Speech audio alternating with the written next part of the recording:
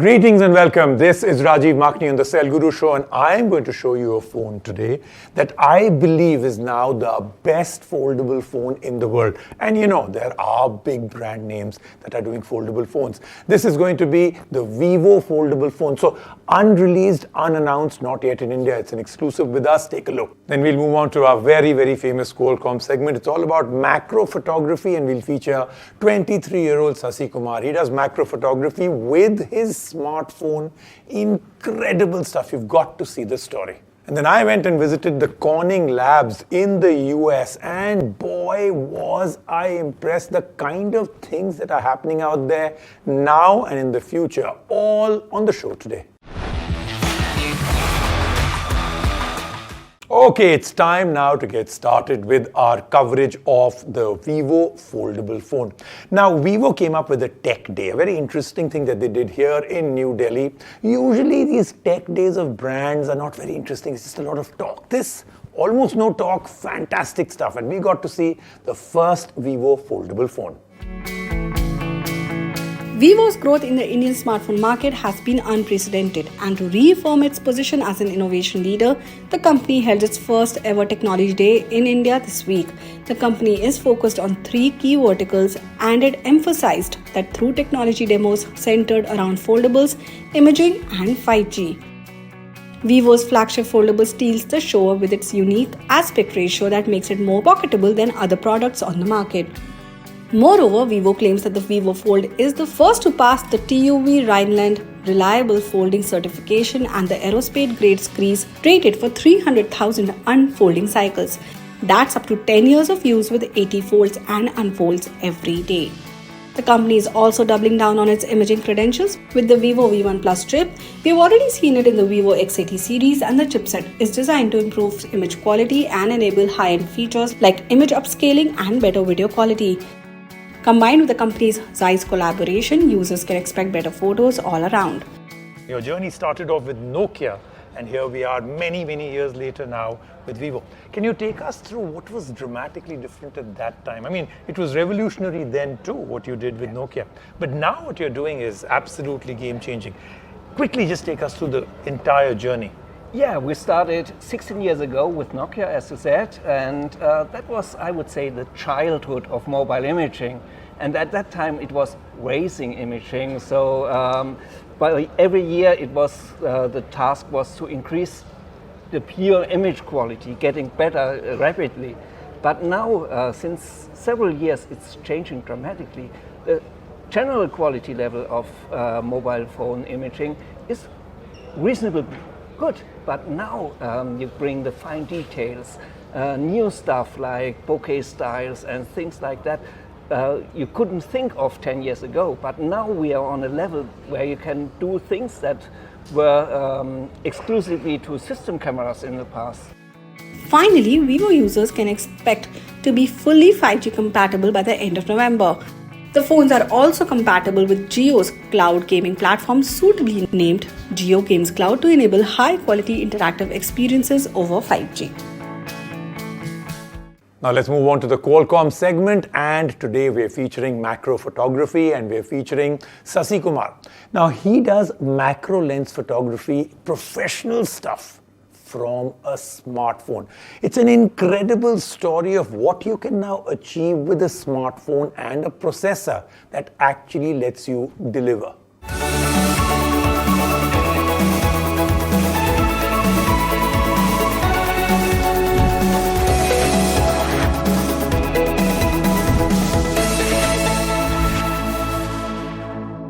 The demands of macro photography are quite a bit. The first camera was introduced in the early 2000s. Since then, camera phones have come a very long way. We know now that companies are going all out to provide the latest features in technology. Now, this is really helping smartphone cameras to match up to high-end cameras in terms of quality. Because of this development in computational photography, smartphones are now giving traditional cameras absolutely stiff competition. You know, camera phones are slowly replacing traditional cameras in photos and video shoots. Now, we always have our phones with us and end up clicking a lot of photos at a moment's notice. Thanks to the inbuilt features of the camera, the lighting, the framing, everything is more or less done for you. You don't need to worry too much about anything while you're clicking a photograph. From portrait photography to macro, there's nothing that the smartphone camera cannot handle. But speaking about macro photography, and you know, I was leading up to that, right? So macro photography, do you really know what it is? It's the art of taking a larger than life-size picture of a very small subject. And that's macro photography.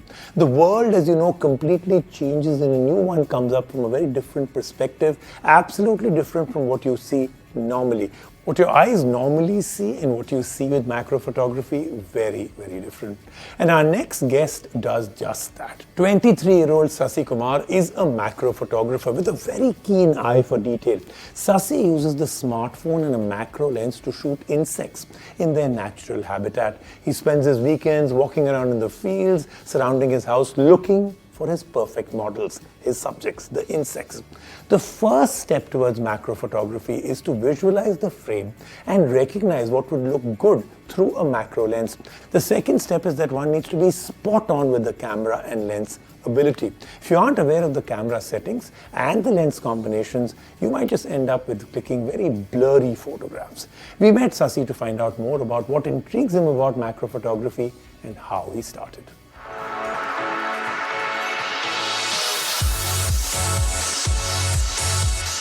A photographic magic that captures the beauty of stunning insects, all captured using smartphones over the last few years.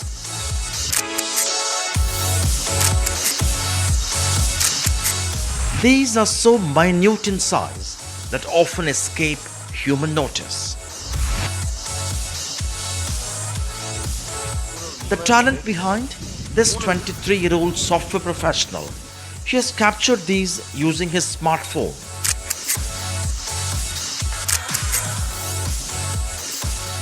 His hobby, digitally freezing these little wonders, is a fascinating journey that began during his student days. As the day breaks over the weekend in Vellore, 150 kilometers from Chennai, Sasi Kumar is on a photo walk, scouting across abandoned fields to click what he loves most: beetles, bugs, and even fledgling butterflies. His photographic pursuit as a hobby began 3 years ago in 2019 when he was still in college. He is from a humble background. A professional DSLR camera was neither affordable nor a priority for his family then. So he decided to fully tap on the potential of his smartphone for his photographic pursuits.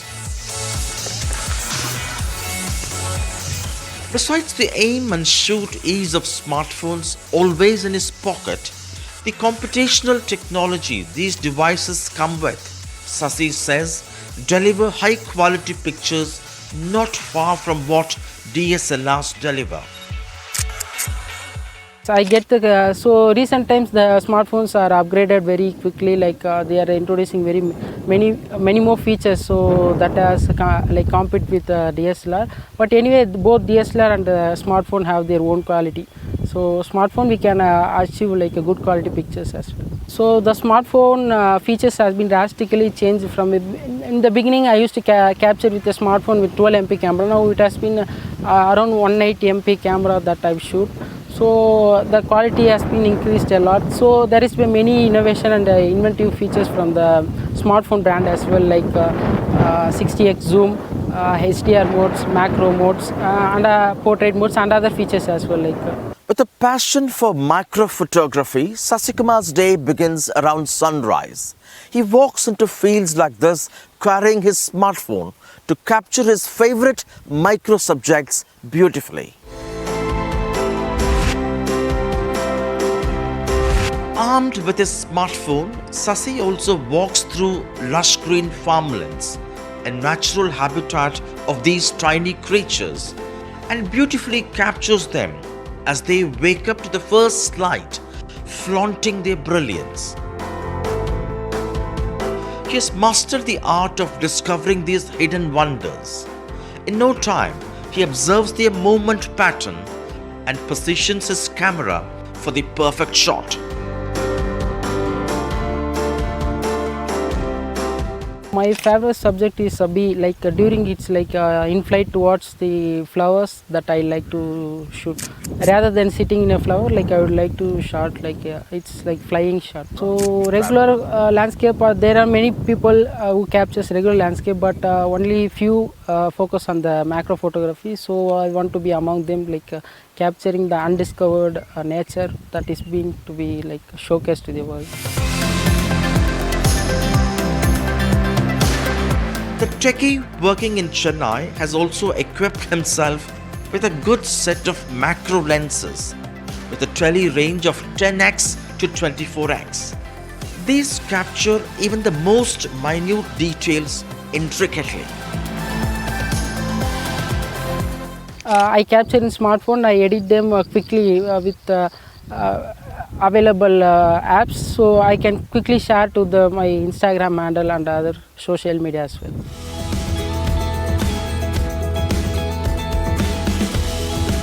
Sasi showcases his pictures on his social media page.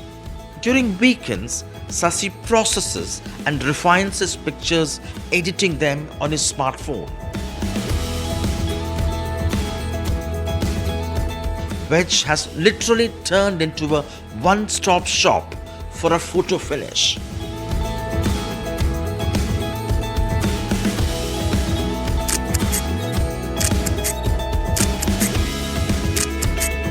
For many with a passion for photography, a DSLR is still beyond their means.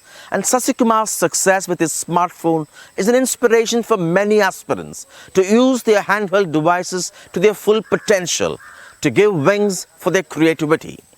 In Vellore with Suresh, Sam Daniel, NDTV. Wow, that was fantastic. And we had an opportunity to meet up with Sasi to get to know a little bit more about him. Thank you, Sasi, for joining us. Welcome to the show and congratulations. What amazing stuff you're doing. Those images are absolutely mind-blowing. So Sasi, tell me, why did you choose a smartphone as your primary device for capturing moments, mostly for macro? People don't think of a smartphone. And how did you get into macro photography? So first thing it's a smartphone will be having all the time. So whenever I'm spotting something, I can very well instantly capture them so that I cannot miss the moments. So and the second thing is since I've started my photography during my college days, so that time I cannot afford for a big professional camera. So I've captured with what I have. So I have only the smartphone camera. So I've started with that. Initially I had only a less budget to get a macro lens which is around 500 rupees. So I've started capturing with that lens. So I had a great passion towards capturing the minute details of insects. So that passion me very well capturing the undiscovered nature that many miss to notice. So that helps me in capturing macro. Sasi, how important is it to get the right camera setting and the lens combination to get the perfect macro picture? So both are very important, camera settings and the lens combination. So if you have the right lens and if you don't have the right settings, and you might miss a movement of the insect. So for example, if you're capturing insects, if you don't keep the proper settings and you're capturing, you might miss the movement of the insect. For capturing a movement of the insect, maybe you need high speed high shutter speed in order to capture them. So if you have the right settings, for example, if you keep right exposure, right shutter speed, and if you don't have the proper lens, means you cannot magnify the great details of the insect, so you might miss the details in it. So both plays an important role in macro photography. Thank you, Sasi, for joining us. This has been absolutely a real lesson. Snapdragon is calling all you Cell Guru fans to join their global community called Snapdragon Insiders. Now, this gives you access to the latest scoop on Snapdragon tech, a chance to connect with the experts behind the scene, premium experiences, exclusive contests, and so much more. Look, I've been a Snapdragon insider for eons, and you can become one too by simply following them on Twitter or Instagram. I'm giving you their handles. Also, give yourself a chance to win a Samsung smartphone by participating in the NDTV Snapdragon contest at ndtv.com/unleash your dreams. Let's take a quick break right now on the show. When we come back, lots more happening. Now let's move on to a segment that I had such a great time shooting. So I was invited to the Corning Labs in New York, which is in a town called Corning. So first of all, stunning place. But the really interesting thing is I'm taking forward that story, microchip to fingertip, and all to do with Corning glass. It's really amazing because we're going to talk about the history of Corning, but more importantly, I'm going to show you the future of where things could go just with glass.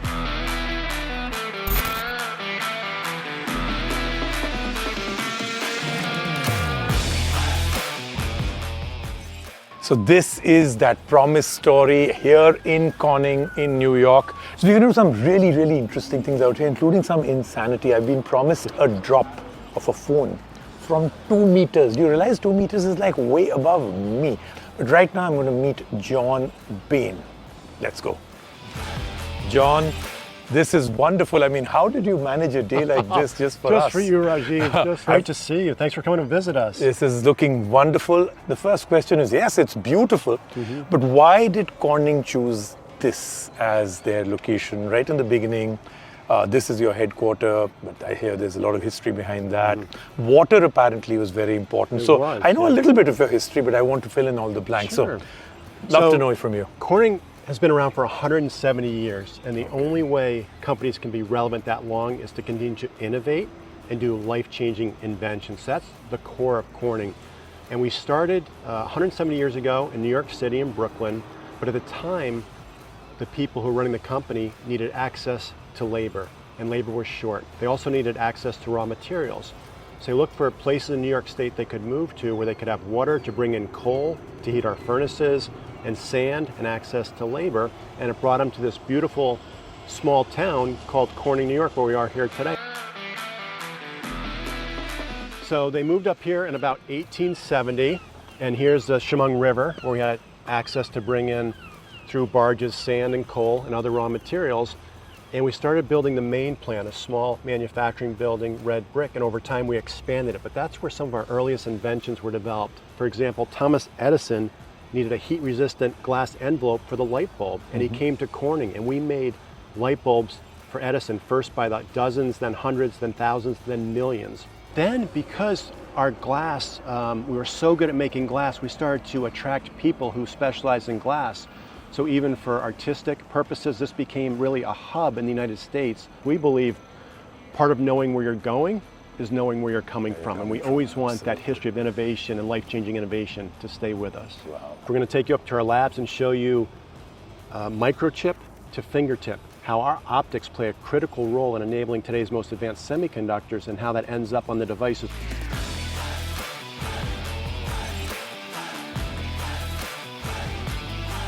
So, you know, I keep hearing about that very interesting tagline, which of course also defines everything you do, which is microchip to fingertip. Is that what we're going to really understand? It is. Today? We're going to tell that story from where we start to help make the world's most advanced semiconductor chips to where we go to holding these devices in our hands. Okay. All right. Okay. So let's start at the beginning, Rajiv. To make semiconductor chips, you need laser light. That's how you write the circuitry on the chip itself. And what people don't realize is that in these laser modules, Corning actually supplies a key component. In fact, the laser module would not work without Corning glass. We use a very special type of glass called calcium fluoride, and here's a block of that glass. Write the circuitry. The next step is you have to go through what's called a photolithography machine. That's really the heart of semiconductor manufacturing. What that does is it directs the laser light to write the circuitry on the chip, called high purity fused silica. This is one of the purest, if not the purest, form of glass made by humankind. So just on the microchip piece alone, we play a role in the laser, directing the laser, and inspecting. So 3 key elements. So you would not be able to make semiconductor chips today without these key elements in the supply chain. So that's the role that Corning plays that very few people know. Absolutely, my mind is completely blown. Oh, there's more. So, okay, we've made the chips now, okay? So now the chips enable us to run our different devices, but to create content. Now we have to get that content to the people who want to see the content. And what people don't realize is that content today goes down optical fiber. What they need to realize is that the information is being created with lasers, right, and going down optical fiber, which Corning helped create. So they're interacting with Corning right now. Right. That is very interesting. We make strengthened cover glass to protect handheld devices. So this is a fingertip part of our story. We also make the display glass, help make the display panels that are in the phone itself with a different technology. So we help make the display, and then we help protect it with Gorilla Glass. This load machine that actually puts a load on a piece of glass and drags a tip across and actually tries to scratch the glass to make sure that our glasses are better for scratch than our competitive glasses. So I've been told that the Impact Lab is where we're going to have an incredible something that we've never seen before.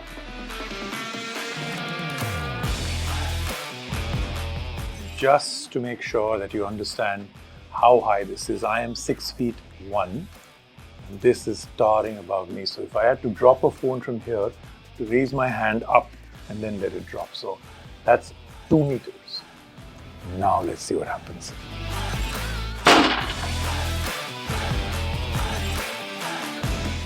We're here now in our research lab. We have some of our newer products, and actually products we're still developing. And so here is we're extending our proprietary and world-leading Gorilla Glass into other applications like automobiles. Okay. And the reason this makes sense is because the historical way to do windshield glass or exterior glass in a vehicle is to use soda-lime glass. So similar type of glass you'd have in an architectural application. Well, Gorilla Glass, because it's so strong, you can go thinner and lighter. So really, you think about it, you want the entire cockpit to be glass. So you have glass controls down here, glass controls here. This can be a display for the passenger to watch.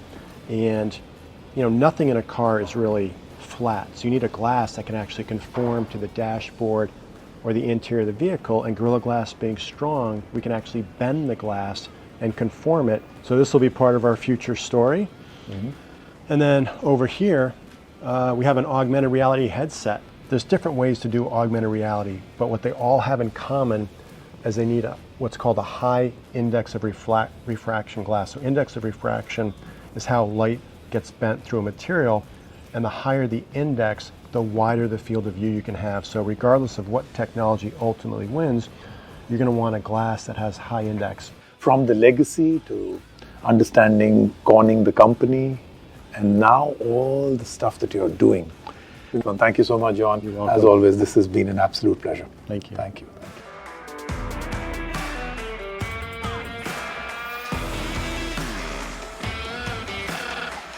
That then was the Cell Guru Show for this week. I really enjoyed bringing this to you, from Corning to Vivo foldable phones and everything else. Thank you so much for joining me. Have a very, very happy festive season. I'll see you next week.